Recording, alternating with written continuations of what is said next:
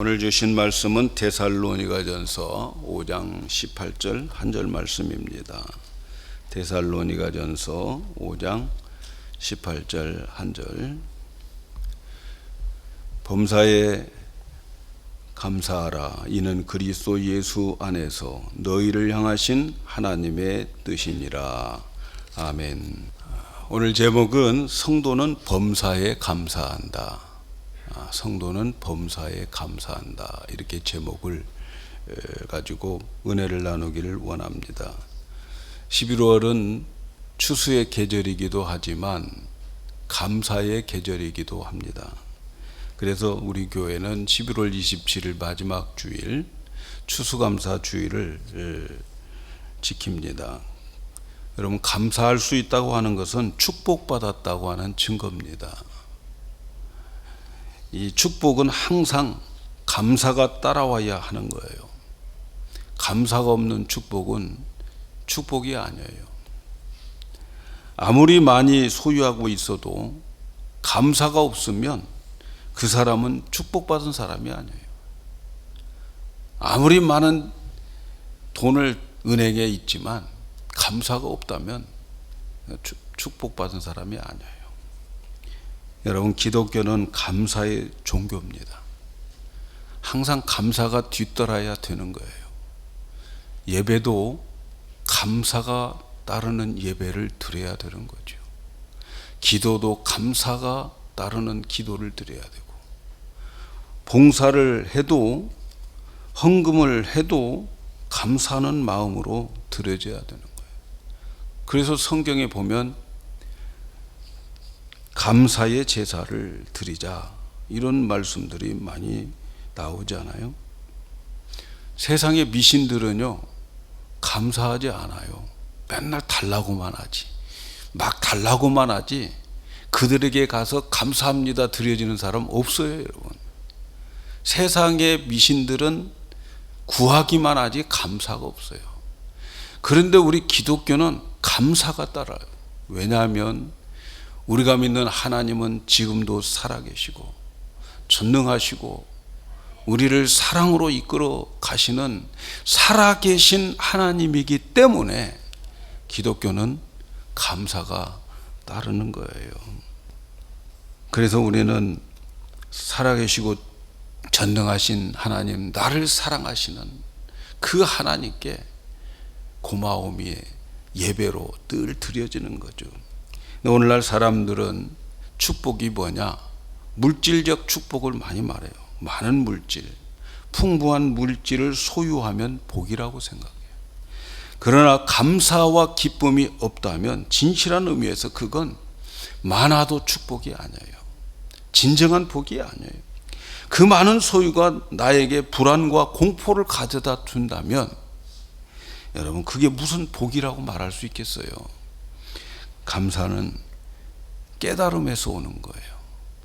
깨달을 수 있는 자만 감사하는 거예요. 사람과 동물이 다른 게 뭐예요? 이성이 있다는 거예요. 여러분, 이성이라고 하는 것은 뭐예요? 깨달음이에요. 깨달음. 깨달아지는 거예요. 깨달아지는 거. 깨달음 없이 살아가는 사람은 동물과 같은 존재예요. 무엇을 깨달았느냐? 뭘 깨달아요? 감사를 깨닫는 거죠. 고마움을 깨닫는 거죠. 나에게 은혜를 주시고 사랑을 주시고 보호해 주신 것에 대한 감사를 깨닫는 것, 여러분, 이게 인간인 거죠. 이성을 가진 자들, 고마움을 깨닫는 거예요.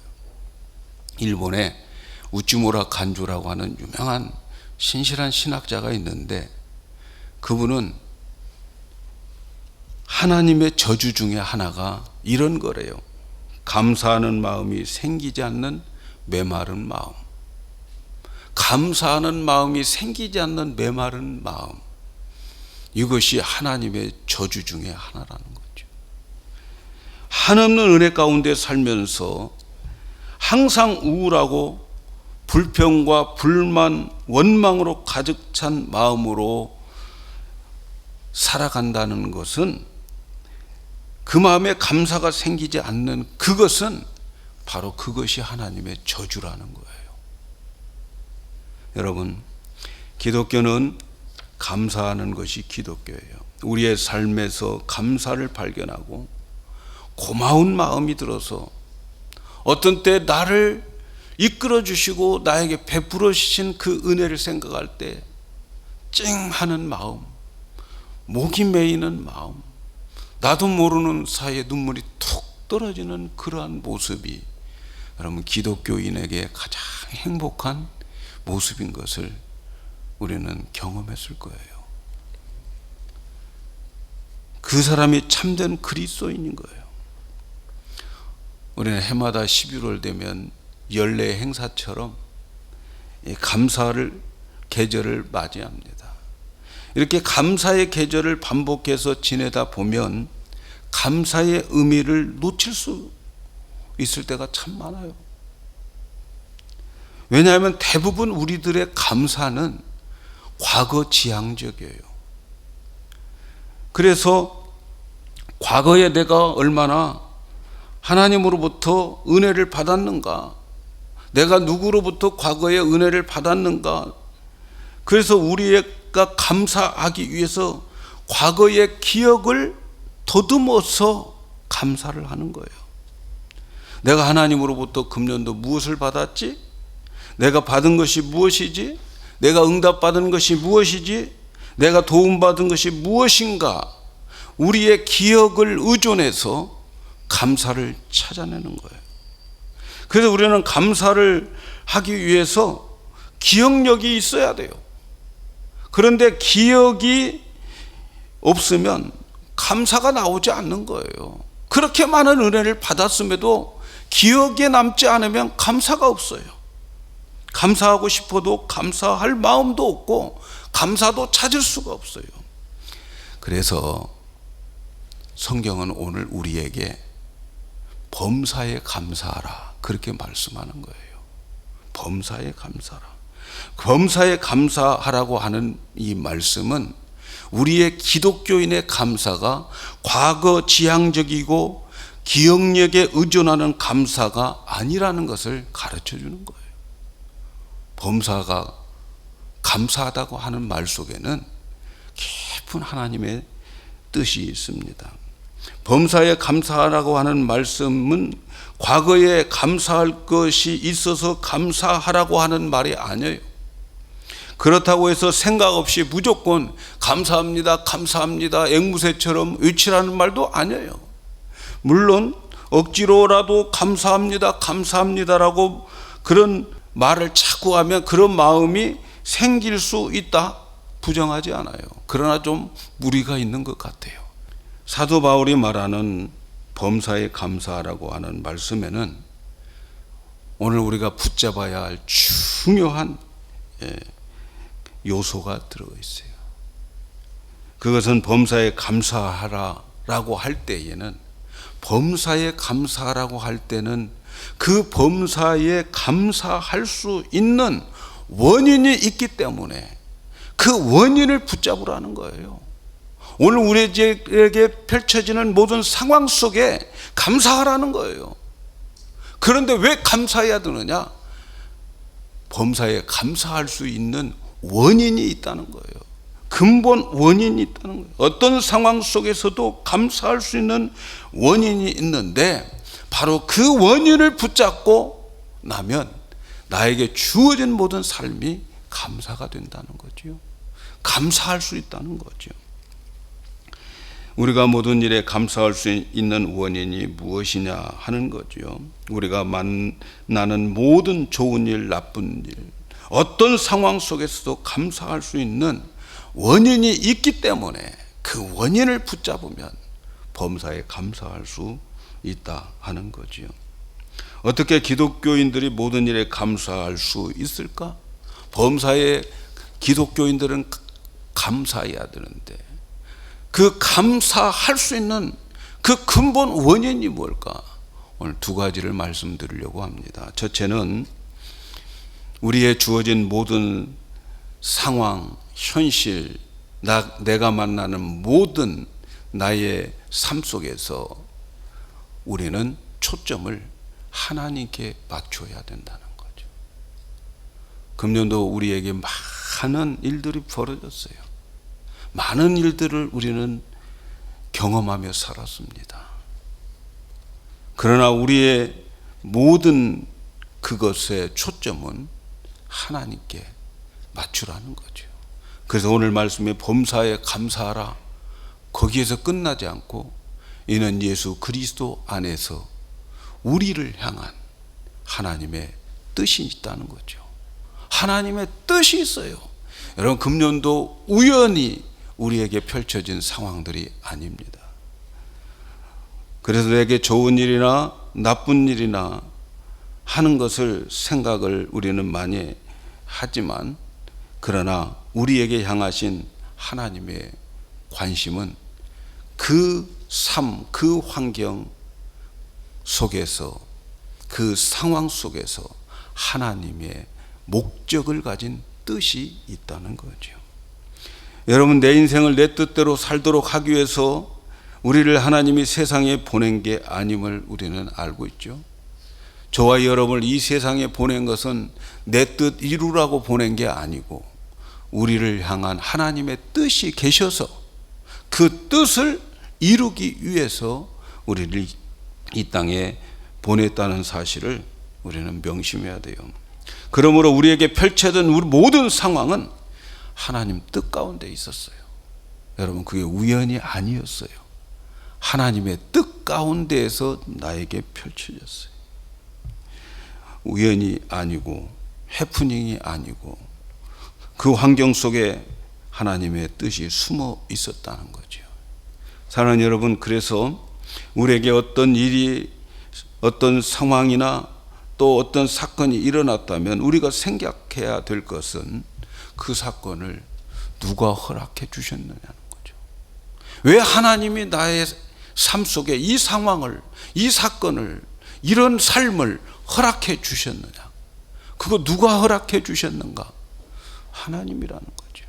믿으십니까, 여러분?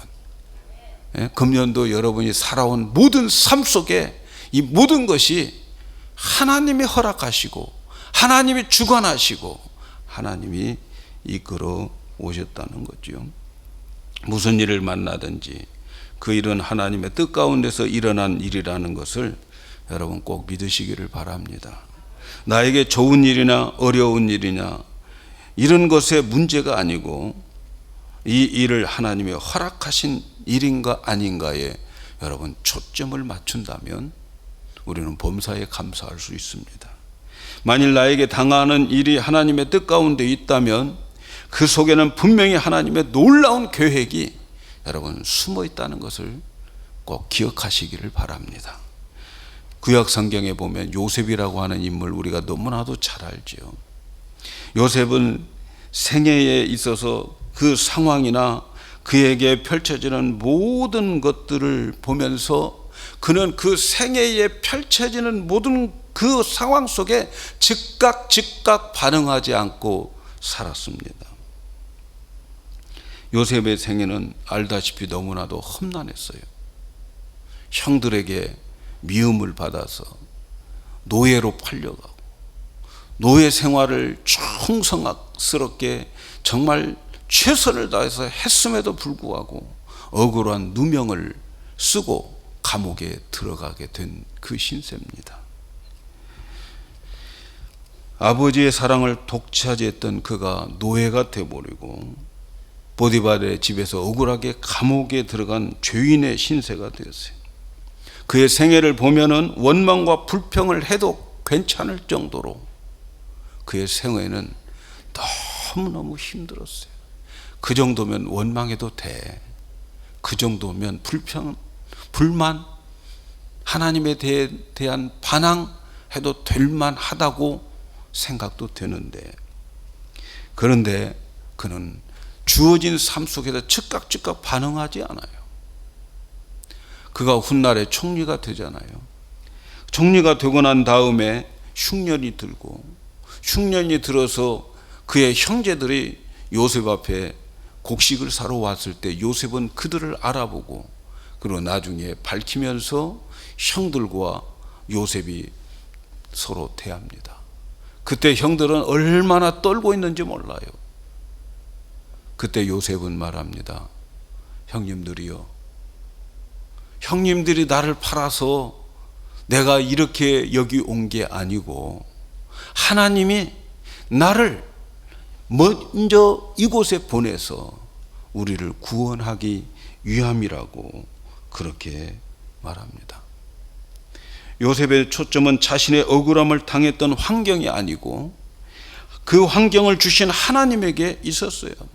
왜 하나님이 나에게 이곳으로 보내셨는가? 그것은 하나님께서 우리에게 구원할 큰 계획을 가지고 미리 나를 이곳에 먼저 옮겨 놓았다, 이렇게 말합니다. 지난날에 겪은 모든 어려움과 억울함이 형들 때문이라고 생각할 수 있는데도 요셉은 하나님이 하셨다는 거예요. 하나님의 뜻이라고 말합니다. 형님들을 원망하지 않아요. 요셉은 환경과 상황, 사건을 보는 것이 아니고 나에게 주어진 범사 속에 숨어있는 하나님의 뜻을 본 것이지요.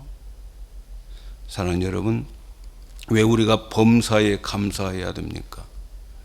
왜 우리는 이 모든 만나는 일들을 감사해야 할까요? 감사할 이유가 뭘까요? 그것은 우리를 향하신 하나님의 뜻이 그 범사에 숨겨져 있기 때문에 그래요. 그러므로 나에게 주어진 상황 속에서 하나님의 뜻이 이루어질 것을 믿고 감사해야 되는 거죠. 하나님의 뜻을 믿으셔야 돼요. 나에게 주어진 모든 범사 속에 하나님의 깊은 계획과 하나님의 목적과 하나님의 뜻이 있습니다. 로마서 12장 2절에 보면 하나님의 선하시고 기뻐하시고 온전한 뜻이 무엇인가를 분별하도록 하라. 하나님의 뜻은 언제나 선하시고 온전하시고 그리고 기쁨을 주고, 이거 하나님의 뜻이라는 거예요. 오늘 우리에게 펼쳐진 모든 범사 속에 하나님의 선한 뜻이 있는데 그 뜻은 반드시 우리에게 선하게 대해 주실 하나님의 계획이에요. 그리고 그 환경 속에는 반드시 마지막에 우리에게 해피엔딩으로 끝날 수 있는 기쁨을 안겨주게 되고, 그리고 하나님이 우리에게 펼쳐진 그 상황 속에서 반드시 하나님은 완벽하게 내 인생을 만들어 주시기 위해서 오늘 우리에게 그런 범사를 허락해 주셨다는 사실을 기억해야 되겠습니다. 그러므로 우리가 범사에 감사해야 할 이유는 내가 만나는 모든 환경 속에서 하나님의 선하시고 기뻐하시고 온전한 뜻을 이루기 위함이다. 그분이 바로 나의 아버지요, 나를 사랑하시는 분이요, 전능하신 하나님이십니다. 그래서 여러분, 우리에게 있어서 기독교인은 범사에 감사해야 돼요. 왜? 그 범사 속에 하나님의 뜻이 계시니까, 나를 향한 하나님의 계획이 계시니까. 금년도 여러분 살아오시면서 여러분의 삶 속에 내가 원하든 원치 않는 많은 그러한 사건들, 상황들, 많은 일들이 우리에게 있었어요.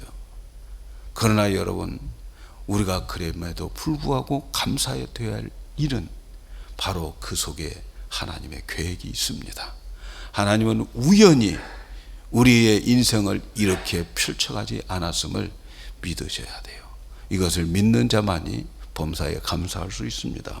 두 번째, 범사에 감사할 수 있는 원인은 미래에 대한 믿음 때문에 그러는 거예요. 미래에 대한 믿음. 여러분, 하나님께서 출애굽한 이스라엘 백성들을 광야 생활 40년을 하게 했어요. 홍해 바다를 건넌 그들을 광야에서 40년 동안을 살게 했어요. 광야로 몰아가서 그들을 거기서 살게 한 이유가 뭘까요? 결국은 하나님 믿으라는 거죠. 하나님 만나라는 거죠. 사람이 떡으로만 사는 게 아니고 하나님의 입으로 나오는 그 모든 말씀으로 사는 것이다. 그것 믿게 하기 위해서 40년 걸렸어요. 40년을. 하나님께서 광야를 경험하게 한 그들에게 결국은 마지막까지 하나님이 가나안 땅으로 책임진다고 하는 그 믿음 주기 위해서 이스라엘 백성들을 광야 생활 40년을 하게 했어요. 끝까지 하나님이 책임지신다. 반드시 가나안 땅에 가게 하신다. 그겁니다, 여러분. 여러분, 저와 지금 우리의 삶은, 여러분과 우리의 모든 삶은 광야 생활인 거죠. 이 생활 속에서 하나님께서 우리에게 하나님의 목적을 세운 것은 뭐예요? 하나님 제대로 만나라는 거죠. 하나님 제대로 어떤 일을 만나든지 하나님은 하나님이시고 언제든지 하나님은 옳은 분이라고 하는 것을 깨달으라는 거죠. 그거 훈련시키는 거예요. 그래서 광야 생활을 하게 하는 거예요. 끝까지 하나님을 믿고, 그리고 끝까지 하나님이 가나안 땅으로 데리고 가실 것이다 하는 거예요. 저와 여러분에게 주어지는 삶 속에 여러 가지 많은 일들이 펼쳐져요. 그 펼쳐지는 이유는 뭐냐면 그 속에서 하나님 만나야 되는 거죠. 그 속에서 하나님을 경험하는 거죠. 그래서 이 하나님은 내가 죽어도 천국으로 끝까지 이끌어 가실 분이다 라고 하는 믿음 주고, 그 믿음으로 살게 하기 위한 거예요. 그런데 이스라엘 백성들은 지금 당장에 벌어진 일들을 원망하다가 죽은 사람 되게 많아요.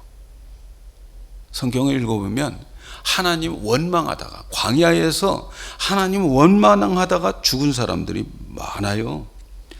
하나님이 그들이 광야에서 원망하고 불평했던 것에 분노한 게 아니에요. 하나님이 그들에게 분노했던 것은 그 불평과 원망의 원인이 바로 불신이기 때문에, 믿음이 없었기 때문에 그들을 하나님께서 죽이고 심판하고 그랬던 거예요. 여러분, 원망하고 불평한 대로 하나님이 심판하면 오늘날 남아있는 사람 아무도 없어요, 여러분. 중요한 것은 뭐예요? 원망과 불평의 그 원인이 뭐냐면 하나님 못 믿으니까 그러는 거라는 거죠. 그렇게 기적을 베풀어서 그렇게 하나님을 보여주어도 못 믿어. 고기 없다면 고기 주고, 물 없다면 물 주고, 덥다고 하면 구름 기둥으로, 춥다고 하면 불 기둥으로 인도하는데도 못 믿어요, 못 믿어. 그리고 불평 불만. 야, 우리 애굽에 돌아갔으면 좋겠다. 과거로 돌아갔으면. 애굽에 돌아가면 그들은 노예예요. 그런데 광야에 있는 동안에는 하나님의 백성이에요. 그런데도 옛날로 돌아가요. 에이, 예수 안 믿어. 교회 안 다닐 거야. 혹시 여러분 그런 마음이 있었다면 오늘 회개하셔야 돼요. 예? 하나님은 원망과 불평을 하게 된 원인을 보신 거죠. 그 근본 원인 불신앙이었어요. 하나님 못 믿겠다는 거예요. 여러분, 하나님은 나보다 더 사랑하심을 믿으십니까? 예? 하나님은 나를 더 사랑해요. 범사에 감사할 수 있는 이유는 우리의 미래를 책임지고 우리의 영혼을 영원히 책임질 수 있는 하나님에 대한 믿음 때문에 그런 거죠. 우리가 범사에 감사할 수 있는 건 나를 사랑하시는 하나님, 그분에 대한 믿음 때문에 그래요. 여호와께 감사하라. 그는 선하시며 그 인자하심이 영원함이로다. 여러분과 저를 사랑하시는 하나님께 감사해야 될 이유는 그는 선하게 우리를 만들어 갈 것이고, 그리고 그분은 우리를 영원히 사랑으로 인도해 주실 분이기 때문에 구약의 많은 백성들은 여호와께 감사하라. 그는 선하시고 인자하심이 영원함이로다. 우리를 이끄시는 하나님은 언제나 선하시고 인자하심으로 결론을 내리신다는 거예요. 그래서 여러분, 금년도 어떻게 살아왔든 걱정할 것 없어요. 범사에 감사하십시오. 이 하나님을 믿고 감사해요. 지금 당장 벌어진 일 앞에 원망하고 불평하는 것은 미래에 대한 거대한 뜻을 이해하지 못한 불신앙 때문에 그러는 거예요. 우리가 아무리 과거와 오늘 풍족한 은혜를 누린다고 해도 말이죠, 미래에 대한 두려움이 있다면 감사할 수 없는 거예요. 지금까지 잘 살았습니다. 지금까지 하나님의 은혜로 풍성하게 풍족하게 잘 살았습니다. 그런데 내일이 걱정된다면 감사가 안 나오는 거예요. 예. 앞날에 대한 믿음을 가지시기를 축복합니다. 내일, 내년 하나님이 우리를 축복해 주실 것에 대한 하나님의 선하시고 인자하심이 영원할 것을 믿으셔야 오늘에 주어진 범사에 감사할 수 있습니다. 사랑하는 여러분, 믿음이라고 하는 게 뭘까요? 믿음은 당장 내 앞에 벌어진 일에 대해서 결론을 내리지 않는 것이 믿음이에요. 오늘 주어진 나의 상황 속에서 이제는 망했어, 끝났어, 결론 내리지 않고 하나님의 뜻을 기다리는 것이 믿음이에요. 그래서 믿음은 미래지향적인 거예요. 미래지향적이에요. 그걸 가지고 있어야 돼요. 그걸 가지고. 지난날 베풀어 주신 은혜에 감사하지만 미래에 대한 불안한 마음이 있다면 여러분 감사가 안 나오고 그건 범사에 감사할 수가 없어요. 범사에 감사할 수 있는 것은 미래도 선하심과 사랑으로 인도해 주실 것을 끝까지 믿는다는 그 믿음이 원인이 되어서 우리는 하나님 앞에 나의 주어진 모든 삶을 감사할 수 있는 거예요. 사람들은 과거에 받은 은혜에 감사했어도 미래에 대한 베풀어 주실 그 은혜에 감사하지 못한다면 여러분 감사를 잃어버릴 가능성이 많다는 것을 꼭 오늘 기억하시기를 바랍니다. 그래서 출애굽기에 나온 이스라엘 백성들은 홍해바다를 건너고 반석에서 물이 나고 많은 메추라기를 만나를 먹었지만 감사를 잃어버려요. 왜? 미래에 대해서 불안하니까. 그래서 원망하는 거예요. 불평을 쏟아놓는 거예요. 그 불평과 원망의 근본 원인, 그것은 하나님 끝까지 신뢰하지 못하겠다는 믿음이에요. 나의 미래를 책임지지 못하겠다고 하는 불신앙, 하나님 그거 싫어한단 말이죠. 여러분, 우리의 불신앙은요 하나님을 분노케 합니다. 하나님은 믿어주기를 바라는데 우리는 못 믿겠다는 거예요. 하나님 화나는 거죠. 하나님은 언제나 선하게 인도하실 것이라고 믿는 믿음은 어떤 일에도 감사할 수 있어요.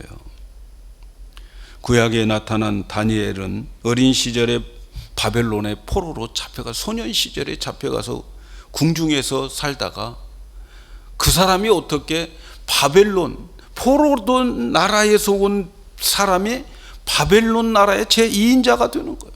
총리가 되는 거예요. 바벨론 사람들이 얼마나 시기했겠어요. 벌떼같이 다니엘 죽이려고 그러는 거죠.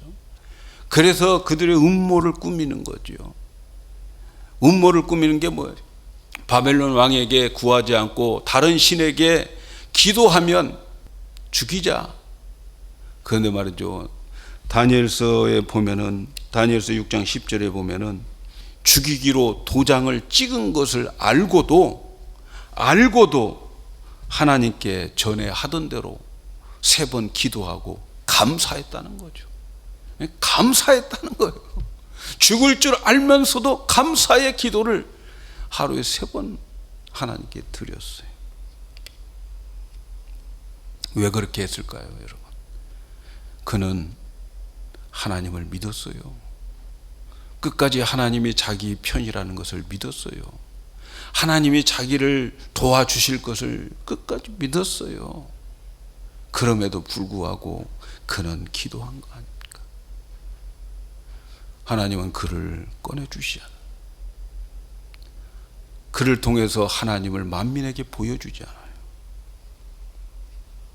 나의 미래를 책임질 하나님을 믿는 믿음이 지금 자기를 죽이려고 모함한 앞에서도 범사에 감사할 수 있었다는 거예요. 결국 하나님은 다니엘 편이었잖아요, 여러분. 사랑하는 여러분, 과거에 어떤 일들 때문에 감사한다면 내일 아침에 내 마음에 들지 않는 일이 생기면 금방 하나님 앞에 항의합니다. 하나님, 제가 감사했잖아요. 그런데 이게 뭐예요? 하나님께 항의할 것입니다. 그래서 우리가 주목해야 될 것은 우리의 감사가 과거의 반응에 끝나지 말고 미래에 베풀어 주실 것을 생각하면서 미래에 베풀어 주실 그 하나님의 은혜는 지금까지 내가 받았던 일들과는 비교할 수 없고 더 큰 놀라운 일들을 하나님이 준비해 놓고 계신다고 하는 그 믿음이 범사에 감사할 수 있습니다.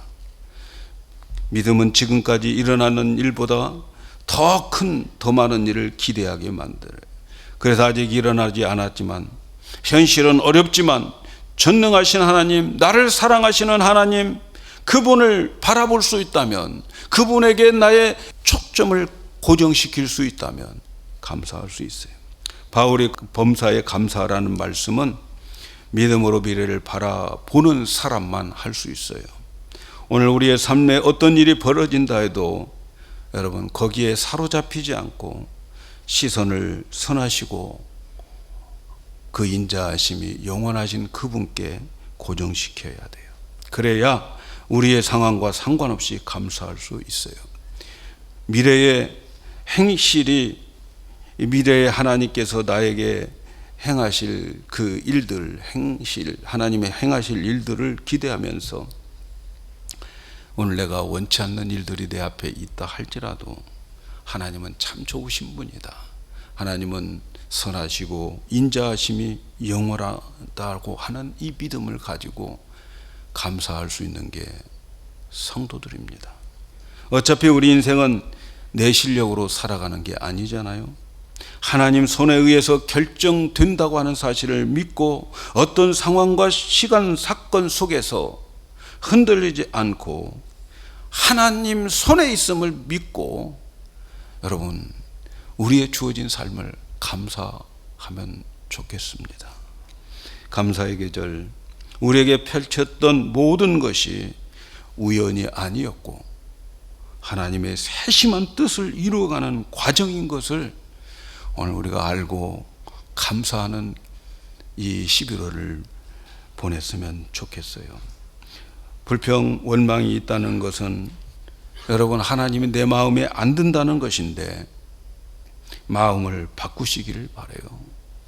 환경을 바꾸려고 하지 말고 마음을 바꾸어서 하나님께 초점을 맞춰보시기를 바랍니다. 그러면 분명히 하나님의 선하심과 인자하심을 발견하게 만들어 주실 거예요. 하나님께 초점을 맞추게 되면 믿음이 생겨요. 이 믿음은 기다리는 거예요. 여러분, 믿음은 기다리는 거예요. 믿음은 미래적인 거예요. 하나님이 나의 미래를 책임지시며 반드시 선하고 기쁨을 주고 온전케 하시는 것을 기다리는 것이 믿음인 것을 여러분, 오늘 꼭 마음에 새겼으면 좋겠습니다. 사랑하는 여러분, 범사에 감사하라. 이는 너희에게 향하신 하나님의 뜻이니라. 금년 일어난 모든 일들, 그리고 앞으로 일어날 모든 일들 하나님 뜻 속에 있음을 믿으시기를 바랍니다. 그리고 감사하는 자가 되십시오. 나에게 일어났던 모든 일들을 하나님의 뜻을 이루기 위함임을 믿으시기 바랍니다. 그런데 하나님의 뜻 속에 있다. 그 하나님의 뜻이 뭐냐는 거예요. 하나님의 뜻이 뭐예요? 범사에 감사하라. 이는 그리스도 안에 있는 하나님의 뜻이니라. 하나님의 뜻을 앞장에서 말씀해 주셨는데, 데살로니가전서 4장 3절에 보면 하나님의 뜻은 이것이니 너희의 거룩함이라. 하나님의 뜻은 하나님의 관심은요, 우리가 거룩하고 흠없는 하나님의 아들로 만들어지는 거예요. 그것을 만들어. 하나님의 가장 기쁜 뜻은 나의 모든 범사를 통해서 거룩한 아들로 챙겨지는 거예요. 우리가 범사에 감사해야 될 가장 큰 이유는 하나님의 성품에, 신의 성품에 우리를 참여하게 하기 위해서 그 환경 주셨다는 거예요. 그만큼 우리는 거룩해졌어요. 그만큼 우리는 하나님께 더 가까이 갔어요. 사랑하는 여러분, 저는 정말 솔직히 고백합니다마는 여러분들을 위해서 기도할 때에 제가 하나님, 우리 집사님 장사 잘 되게 해주세요, 그렇게 기도할 것 같습니까? 예? 실망스러울지 모르지만 하나님, 그 사업을 통해서, 그 기업을 통해서 그의 영혼이 잘 되게 해주세요, 저는 그렇게 기도합니다. 죄송합니다마는. 예? 하나님의 뜻은 우리의 거룩하고 흠없는 자 되어지는 거예요. 다시 말하면 하나님의 아들로 만들어지는 거예요. 신의 성품에 참여해서 하나님 수준으로 우리가 가 있게 만드는 것이 하나님의 뜻입니다. 하나님의 뜻은 내 사업 잘 되는 것일 줄 알았죠.